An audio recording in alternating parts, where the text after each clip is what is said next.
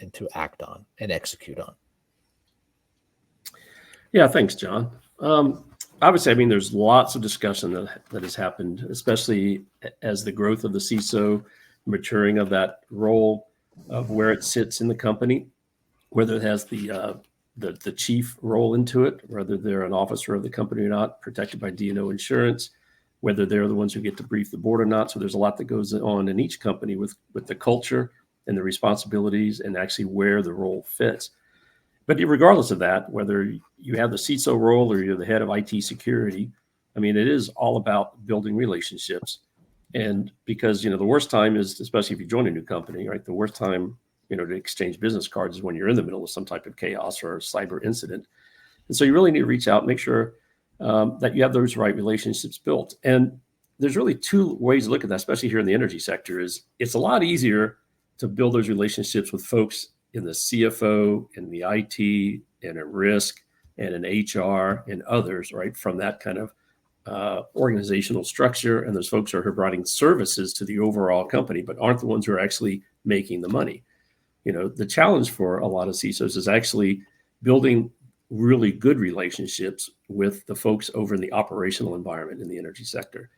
And so I think there's really like four things that kind of come to mind when we're, having one of our pre-meetings on this, and I thought about it some more about that aspect of with what I tried to implement and what I've learned and what I would do better the next time. And those first things are, first off, I mean, actually invest the time to learn names and responsibilities and where they are in the organization. Where do they fit? Are they a chief title? Are they a VP? Are they the owner, the asset owner of a really critical asset? Which then segues into the second thing is actually understand your assets, whether you're in renewable or electricity, when you are gas. I mean, look at the understand your assets, meaning, what are the types? What do you have in the operational environment? What's the criticality?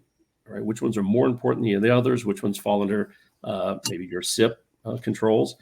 And then even know what the location. You don't want to be in a meeting when they throw out the name of a nuclear power plant or a major gas facility or a plant and not really know where that is. Maybe you're not expected to know every one of them, but for the really large ones, the important ones, and definitely the ones that if you're meeting with somebody who's in gas and they mention a facility by name, you should have a pretty good dust that off before you go to that meeting to build not only that relationship, but it comes back to building that credibility, which goes along with that.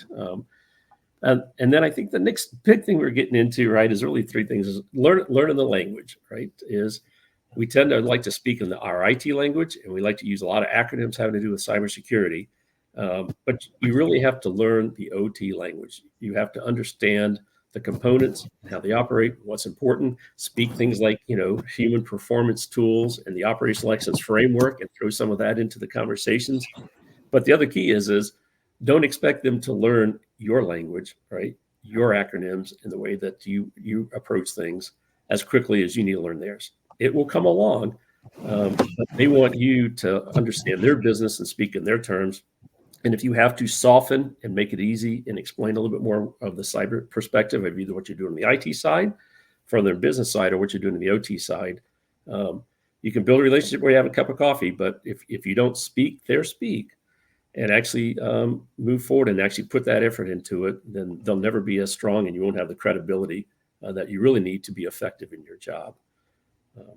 I think I'll stop there and see what other folks have to say. Yeah. Maybe Steve has something on that. Sure, I'll jump in and build on what Dennis talked about. So 25 years leading cyber at one of the major utilities.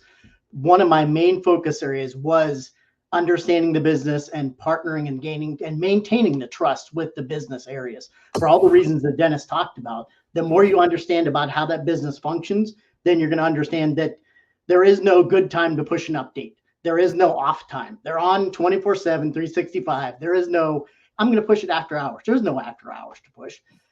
Making sure that you're talking their language and you are meeting them where they're at and having that relationship and continually managing that, because it is, you talked to them 6 months ago. For 25 years, I was continually maintaining those relationships with people I'd known for 25 years, but still going back and making sure we're still good. there's still trust amongst us, realizing things are going to break once in a while and we're going to do something wrong, but making sure that phone call, and they're going to call you first and talk through, here's what I don't like.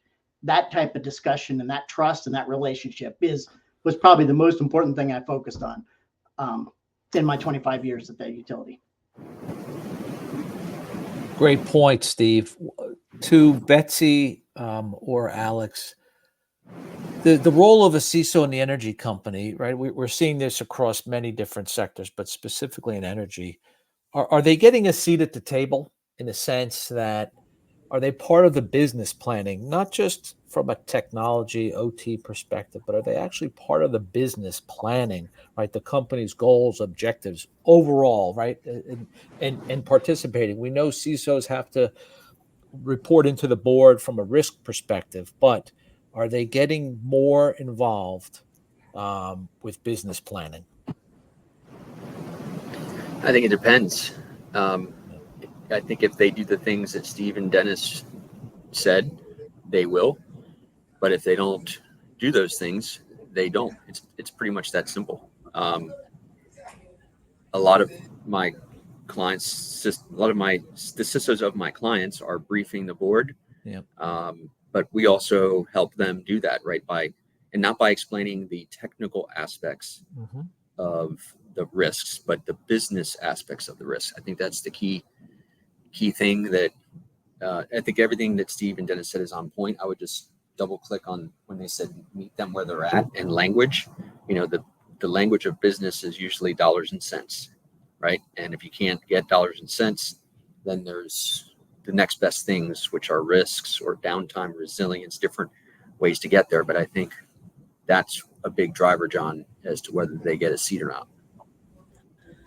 Oh, I completely agree with that. And I think it's the return on investment question. So to Alex's point, in the past, I think it's been difficult for CISOs to have a return on investment when they're coming in and asking for funding for different parts of the business. Those that are on the more mature side, they do have a seat at that strategic table. What we're starting to see now is that those who have been trying to have the sharp elbows and trying to be there and get into those rooms, there was a price that was paid over the last week for those decisions. And I think that they're now starting to really understand that price. Sometimes that price is very difficult to quantify.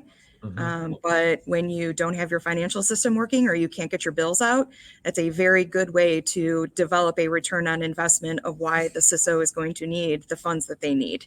So again, not to go back and beat that horse again, but folks should start to think about what do they need and start to use this, use what's happening around us, not just in the utility industry with CrowdStrike, but again, what happened in automotive is a good business case. Those are good business metrics that you now have tangibly that you can put in your hands to show that return on investment. Great point.